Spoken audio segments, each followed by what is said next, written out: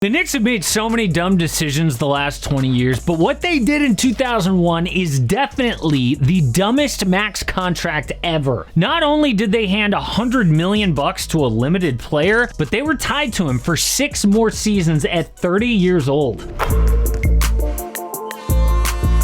Now, this player fooled the Knicks, but to be fair, the Knicks were easy to fool back then. His name was Allen Houston, and he was a really good player, but paying him more than Michael Jordan ruined the Knicks for over a decade. But how did he even land that deal? Well, he was good enough to get drafted 11th overall in 1993 after playing 4 years at Tennessee for his dad. They even retired his number, but the way he left the NBA team that picked him was ugly. He started slow with Detroit, just 8 points a night behind Joe Dumars, but by year 3, Houston was starting at 20 points per game and 43% from deep. He and Grant Hill finally made the playoffs, but they were swept by Shaq's Magic. To make things worse, he and Grant Hill's relationship was bad. Houston wanted Grant Hill to call him in that offseason to discuss the future for some reason. That call never came, so Allen Houston became a Knick. Hill was pretty upset too. At the time, he said, if me calling one time and having a conversation,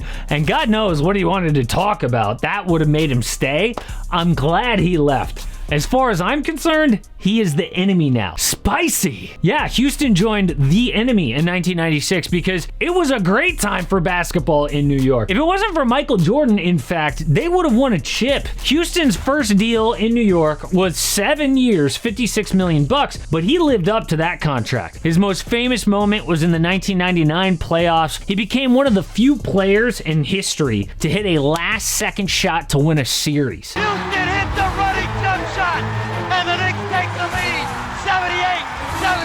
78-77. Others include like John Stockton in 1997 against the Rockets, or Damian Lillard in 2014 against the Rockets. Allen Houston's big shot was against the Miami Heat, who people forget were actually a Knicks rival at the time. The Heat had Alonzo Mourning and Tim Hardaway. They were coached by Pat Riley, who used to be running the Knicks, obviously. The Heat were also the number 1 seed, so the 8-seeded Knicks went all the way to the finals. The Spurs beat them for their first chip, but Houston was a beast in the finals. He dropped about 22 points a game, was the reason New York didn't get swept, with 34 points in a Game 3 win. After that, he led them to back-to-back playoffs the next 2 years, and he was an all-star both seasons. Houston even won a gold medal with Team USA in the 2000 Olympics. So, in the summer of 2001, the Knicks signed him for 6 years, $100 million, despite being 30 years old. That's a huge contract and a dumb decision now,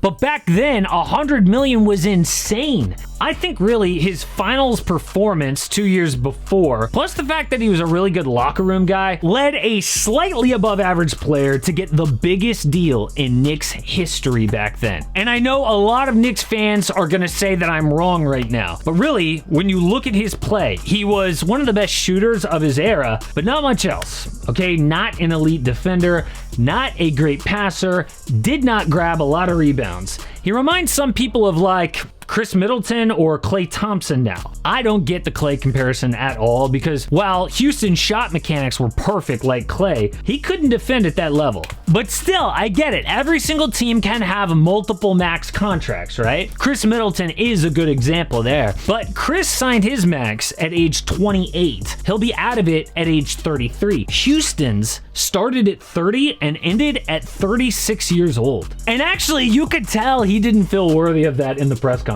Never expected such a wonderful opportunity and a wonderful contract.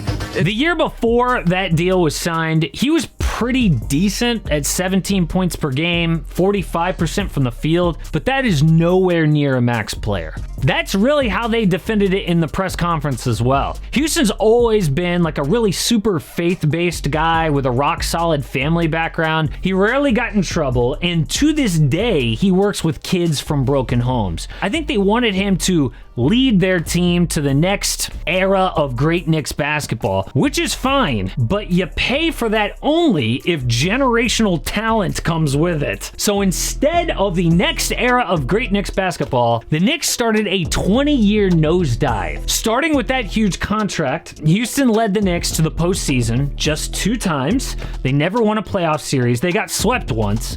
His field goal percentage, never better than 45%. He did hit 40% from 3 one time. Congratulations. How's that Clay comparison coming along? After making Houston their lead guy with $100 million, New York's record was 187 and 223, well below 500. But the thing that really took him down and made this the dumbest max contract ever was injuries. They started in the 03-04 season when he just played 50 games out of 82, then just 20 games the next year, and then retirement. So yeah, injuries derailed his career, but even when he was healthy, the Knicks sucked. In fact, and I hate to say this because yeah, he was a good dude, any team that he led was bad. Even in college, Tennessee never made March Madness in 4 seasons. He wasn't a bad talent, was a really good dude, but not a franchise player, and definitely the dumbest max deal ever. Now, one good part here for Knicks fans was when the NBA went ahead and created the Allen Houston rule, where you could wipe away one bad contract one time. They even named it the Allen Houston rule, right? A get out of jail free card that the Knicks used on Jerome Williams. How do you not use the Allen Houston rule on Allen Houston? Because the Knicks made a million bad decisions back then.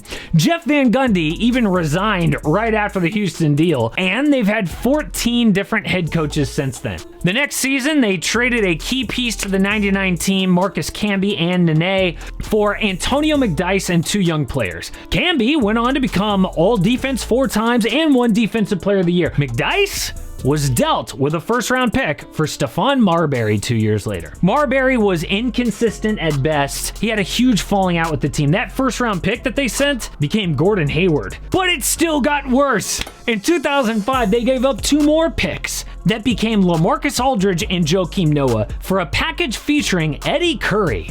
Yeah. The dysfunction went on like this all the way until 2020 when they hired both Leon Rose and Tom Thibodeau. We have no idea if their current success from last year, which came out of nowhere, will last, but at least it feels like 20 years of incompetence is over. Allen Houston tried several comebacks after his injuries took him out, but he was never successful. Today, he is an assistant to the Knicks GM, and he's the GM of the Knicks G League. Now, don't get me wrong. I'm glad he got his money. Like, that's awesome for him. And it's also cool that he was able to get out of the game young and was paid his entire contract despite missing most of the games. But giving out the worst max deal ever definitely hurt the Knicks. And I know you want to know who gave out the dumbest deal this year. It's not quite as bad as Allen Houston, but this right here are the top stupidest contracts given out this offseason.